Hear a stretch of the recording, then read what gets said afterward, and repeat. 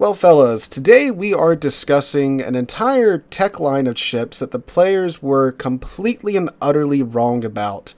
And if you were around, you should remember the general discourse about these ships. So anyway, if you were playing the game around update, what was it, like 9.5, 9.6, late 9s, early 10s, you were there when the Elbing line was announced, just like Wargaming's been doing for, well, forever.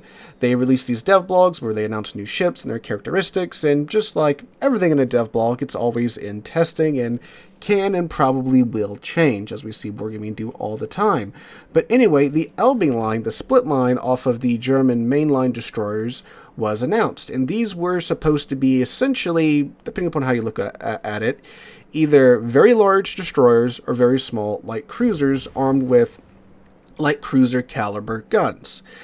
And, well, the community took one look at that initial dev blog and said, you know what, these are going to be absolutely terrible ships.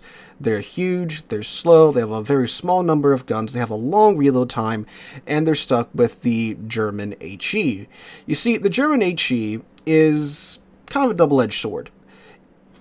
The HE shells enjoy an improved penetration value, but the trade-off is they have a lower alpha damage value, meaning that each individual shell will penetrate more armor, but it does less damage if you compare it to another shell of a similar caliber at their tier. And that's true of all German HE shells. It's true for the battleship guns, it's true for the secondaries on the battleships, it's true for the cruisers and the destroyers.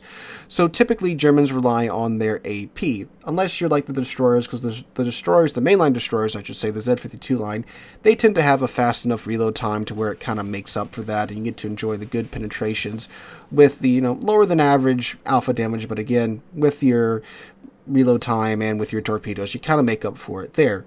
But anyway, the community saw that and said, you know what, these destroyers, like, they're terrible, they're going to be dead on arrival, there's no point in grinding them out or anything, and myself included. Now, I was even less of a destroyer player back then than I was today, so I wasn't too interested in them anyway. I mean, I thought it was kind of neat. We have big old destroyers that, have big old guns, but I was like, yeah, no, they don't look that great either. You can even go back and watch my devblog video on those ships. But anyway, the community is often, I don't want to say wrong, because there are plenty of times when the community's right on things, and Wargaming is, of course, in the wrong, and there are plenty of times when the community's gotten stuff wrong. But this is probably one of the biggest ones for sure, because when these ships came out, my god, they were quite terrifying.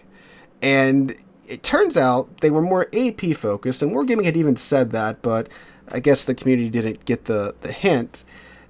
Even with the numbers that we had at that time, like, the AP shells, not much changed about those at all during their development cycle. And that's what a lot of players will say if you confront them about this. They'll say, well, they got buffed a lot during testing, so that's what happened. Well, some things did get buffed. I wouldn't say it got buffed a tremendous amount. Like, they buffed the torpedo damage, but they nerfed the speed. It has 50-knot torpedoes, the good old sea mines.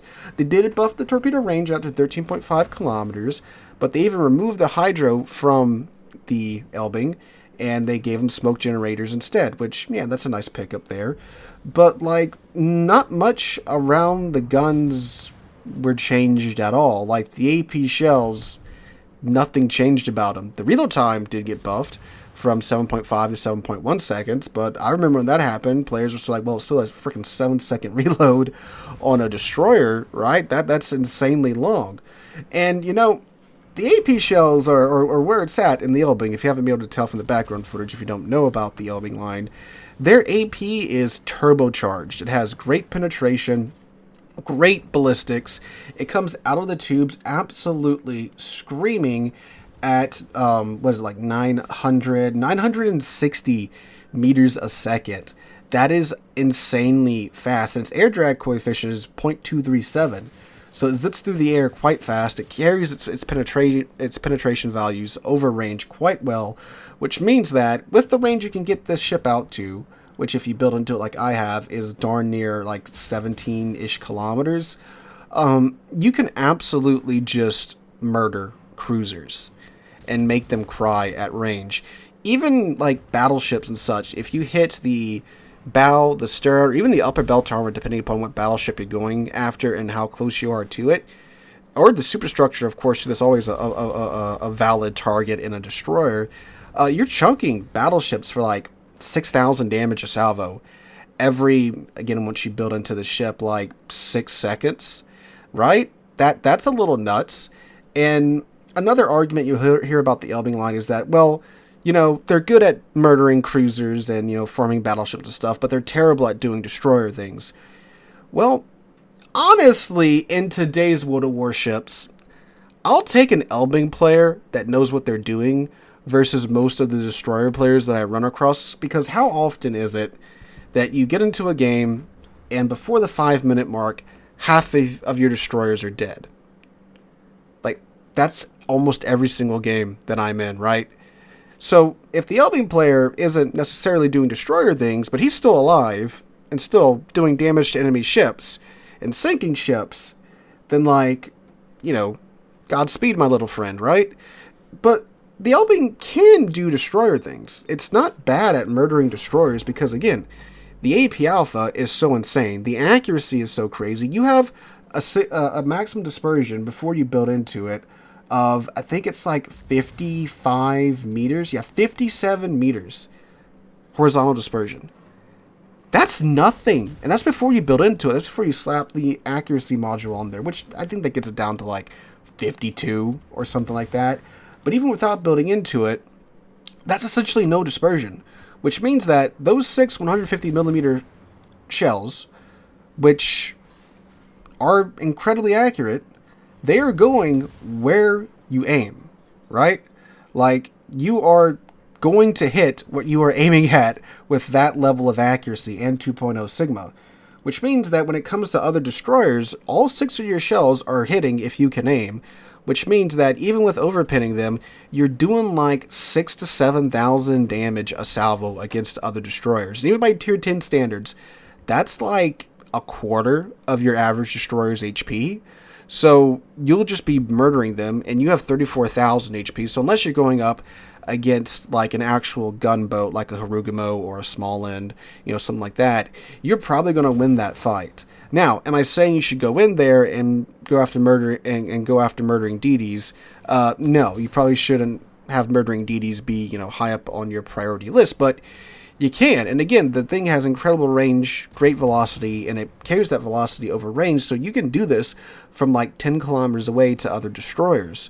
So, yeah, and plus, if you're really good, you can get your shells to hit their turrets, and your 150 millimeter shells with your great AP pins are going to break those turrets. So you can simply disarm your opponent before they ever have a chance to really do any severe damage to you. That's how good the Elbing is, right? If your aim is that good. Now, again, would I go diving into caps right away with the Elbing? No, absolutely not. You have to play it slower, more cautious. You have to have better awareness of your surroundings and such.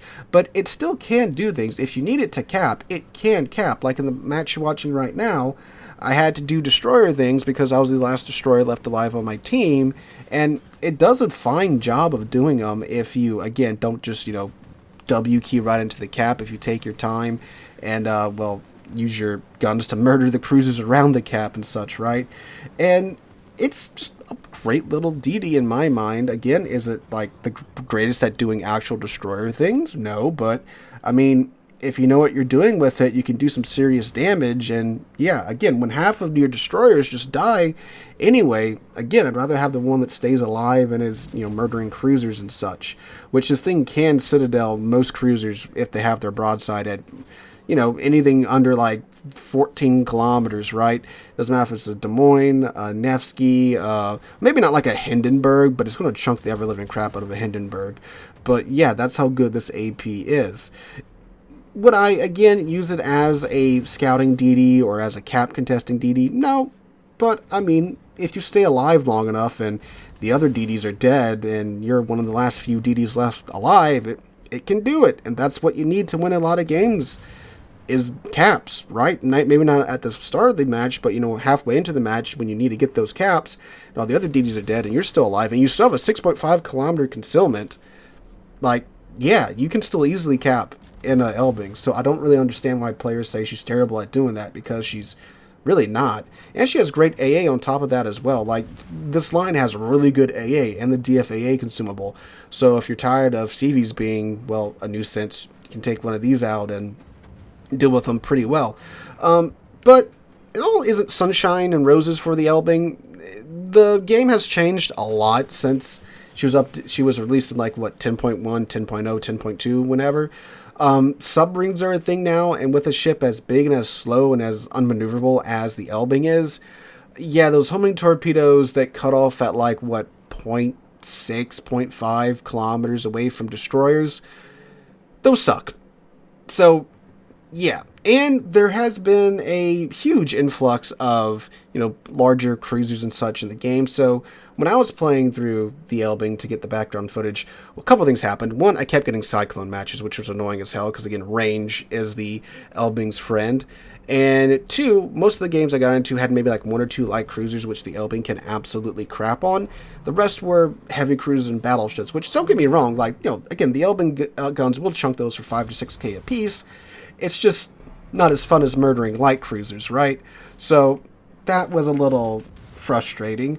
But again, especially when the conditions are right, when there's no submarines and there's plenty of light cruisers abound, the Elbing's just, absolutely in its prime time situation there.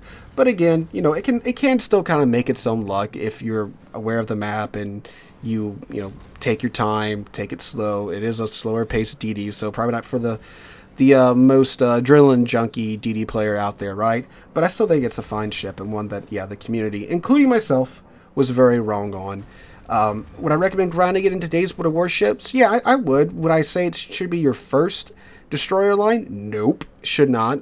The Americans or the British should probably be your first destroyer line to go down.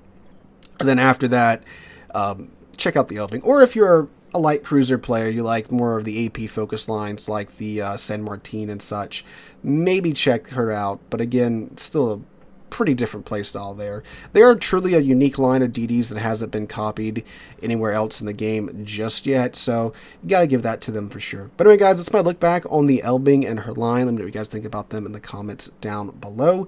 Hope you guys have a wonderful Tuesday, wonderful rest of your week. Hope to catch you guys in the next one.